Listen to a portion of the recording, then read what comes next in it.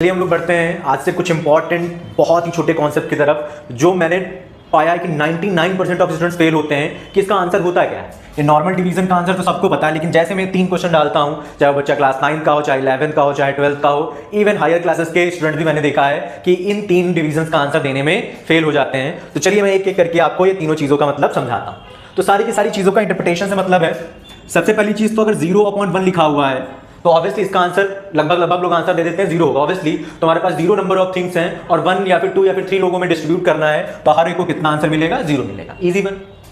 Second वाले के ऊपर बात करते हैं भाई। ये सेकंड वाले क्वेश्चन का आंसर क्या होगा? 1/0 का आंसर क्या होगा?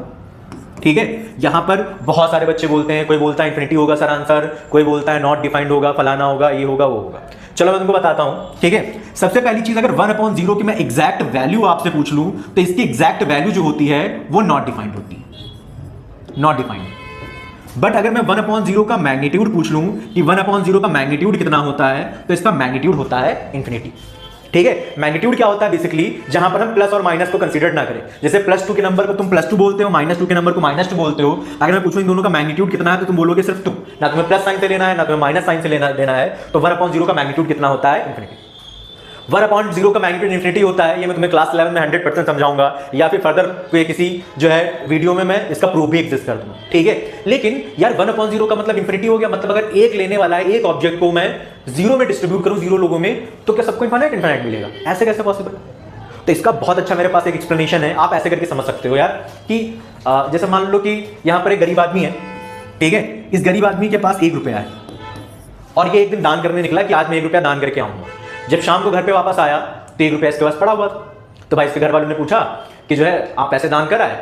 तो इसने घर वालों से कहा कि इसके पास पहले से ही भिखारी था तो कोई भीख ही लेने नहीं आया। ठीक है, तो इसने घर वालों से बोला ना कि मेरे पास इतना रुपया है कि कोई ले ही नहीं पा रहा। ठीक है, तो जब तुम्हारे पास देने के लिए भले ही एक क्वांटिटी है लेकिन लेने वाले लोग 0 हैं, तो कहीं ना कहीं हम उसको एक तरीके से समझ सकते हैं कि उसका मैग्नीट्यूड हमारा कितना हो गया, बहुत ज्यादा उसका मैग्नीट्यूड बढ़ गया, इसलिए उसका मैग्नीट्यूड कितना हो गया? इंफिनिटी हो गया। इस चीज का मैं आपको मैथमेटिकल प्रूफ किसी ना किसी लेक्चर में करके दिखाऊंगा। ठीक है, तो 1/0 का वैल्यू क्या होती है? एग्जैक्टली नॉट डिफाइंड होती, बट इसका मैग्नीट्यूड कितना होता है?